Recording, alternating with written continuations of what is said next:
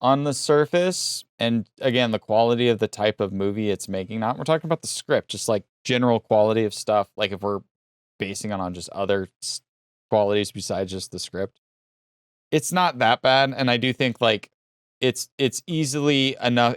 There's enough there that I can like, okay, I can follow this. I know where they're going. I know what's at stake. Yada yada. But then when you really deep dive into it, you're like, yikes, this is a mess on all fronts.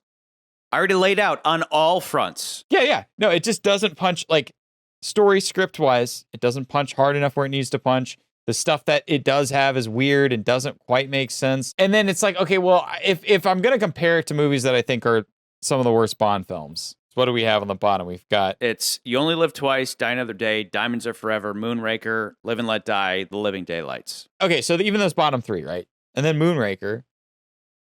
But even in those, okay, so like Moonraker's a fan favorite just because it's so silly. There are YouTubers who really like that movie and want to put it in their number one list.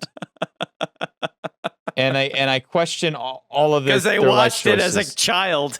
They watched it as a child. I question all their life choices. Not to say that you can't enjoy the movie. It's more of like you're putting that as the number one, really. We love it. That is the one you're going to say is number one. We love it. But it's a silly, over-the-top movie, but it's still fun. People enjoy it. It's got some life to it. And then we got Diamonds Are Forever is the movie that just did not care. But again, that one's also fun. As much as it's yellow and brown and slightly obnoxious, but it's still fun, and I like the Las Vegas stuff, and that's kind of fun. It's so funny. It's Bond goes to Las Vegas. Cool. Yeah. Even in that movie, they do fun things with Blofeld where he's got doubles. That's a fun thing to screw with. It's like he's got multiple Blofelds. It's the most entertaining scene in that movie. Blofeld just casually is like, you can kill me or you can kill him. Who are you going to kill? After all, I wouldn't know which one of you to kill. We appreciate your predicament, Mr. Bond. We deeply sympathize. And it's so ridiculous. Like, Blofeld puts his life on the line. He just shoots one of them. And he's like, we never know if he's the real Blofeld or not. He just kills him. So it's still fun. And then, okay, so Die Another Day is one of the worst Bond films just for being, I think, very shoddy and just whatever. It's stupid. Our whole thing was it starts one way and ends another way, but it's still relentlessly entertaining. Yeah, it's like going to be this really serious movie, and then it gets to comic book goofiness, and you're like, what? Still entertaining. I got 2 words for you. Gustav Graves. He's a great bad guy compared to this Blofeld. Silly. He's great. What a wonderful day to become a knight. Then we get to You Only Live Twice.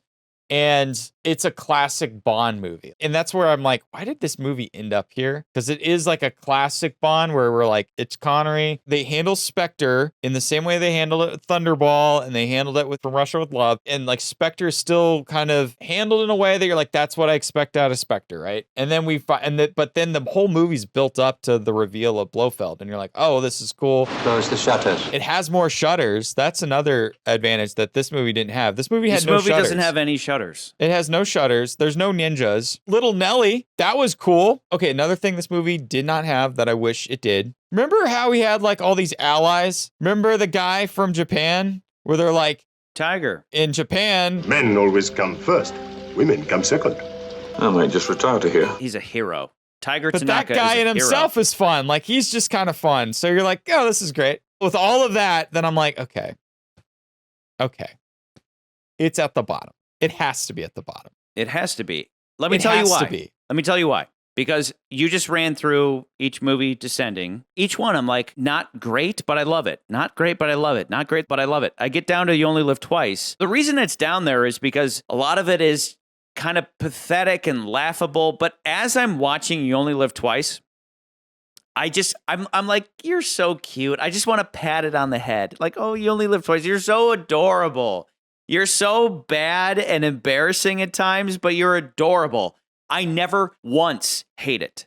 I never hate Yolt, DAD, DAF, Moonraker. I never hate any of those. The only Bond movie that brings out the emotion of hate is Spectre, because literally every facet of it is half-assed and inexcusably so. They made You Only Live Twice decades ago. So much of it could be improved, but none of those things are insulting. Like, I don't watch the movie and I'm just like, my intelligence is being assaulted. Well, and then insulted. there's an element of like that movie's of its time too, because we even talked about how like that movie's about like America and Russia at war as far as in going into space. Even the time. stakes are bigger.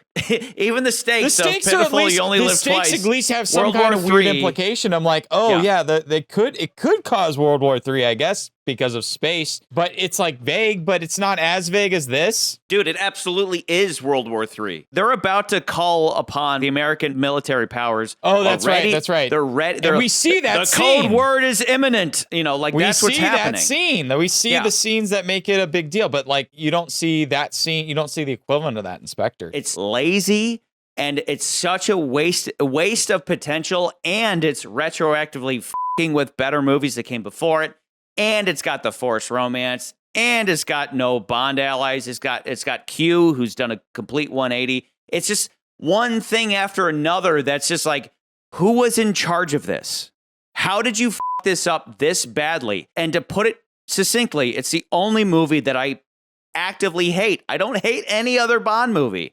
That says something. Let me just sum it up with yet another visual metaphor. This movie is like taking home a really hot chick from a bar. At first base, she's a good kisser. Best you've ever had. Rounding second base, you've got her top off and it's primo, dude. Tiggle bitties to die for. At third base, she's down south and, she's got you stiff as a Brausch silencer on a Walther PPK. But as the dirty vodka martinis start to wear off, you notice she's got an oddly chiseled jawline. She goes for the home run and you've guessed it, she pulls out a dick that's bigger than your own. Instant catastrophic meltdown. It doesn't matter how hot she was at the beginning of the night or how good it was at the beginning when by the end of the movie, it shoves a giant dick up your ass. It doesn't matter how good the movie is leading up to when it goes south, because it goes so far south that there's no recovery.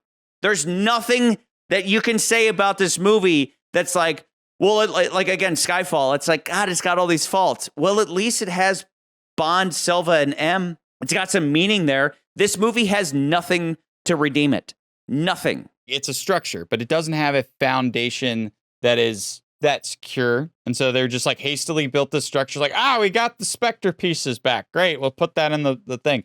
And then everything that is on top of that structure is almost like relics or just like mementos, but it's elegantly built. Like all these like, oh yeah, we remember this thing, we built this in memory of this crap, whatever.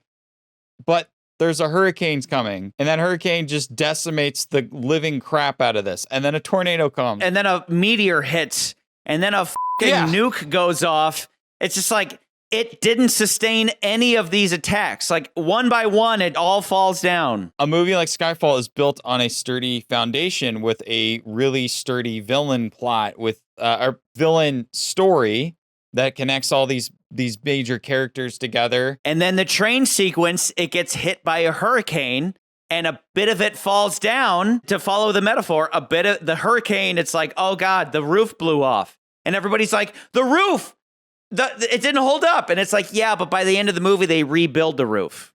Like by the end of the movie, it's like, the structure still held. With Spectre, it gets hit by all of those forces and it's decimated. It doesn't matter if in the beginning, it's like, oh, that's a really beautiful structure. It all got decimated after this scene, this scene, this scene, this scene, especially the last 10 minutes. It all gets decimated to the point where it doesn't matter what it looked like in the beginning. It's destroyed. It shoved a dick up your ass. Yeah. So it's at the bottom. I mean, it is at the bottom, and I could hardly be convinced to put it anywhere but the bottom. It is such an inexcusably horrid piece of shit with no redeeming qualities. Unlike Skyfall, had redeeming qualities. Somehow it ended up at number 5, which I came around to. I agree with. I firmly believe it belongs there. Spectre, I hate it. I hate it. I hate it. This is for anybody who's like, you just like the modern movies better. No, you grew up with GoldenEye. That's why you put it at the top of the list. Yeah, no. I grew up with Tomorrow Never Dies. That's what I grew up with. Tomorrow Never Dies, number 16. Doesn't matter how new or old the movie is. This is 2015, and we're putting Spectre at the bottom. That's for anybody who thinks that Skyfall's at the top because of like cinematography. Those things don't matter. When you completely f*** up a movie this bad, it goes straight to the bottom. You can't just rewrite the entire history of something without there having been some framework previously laid. So we'll see about No Time to Die. We'll see where we put that. But f***ing Spectre is the worst.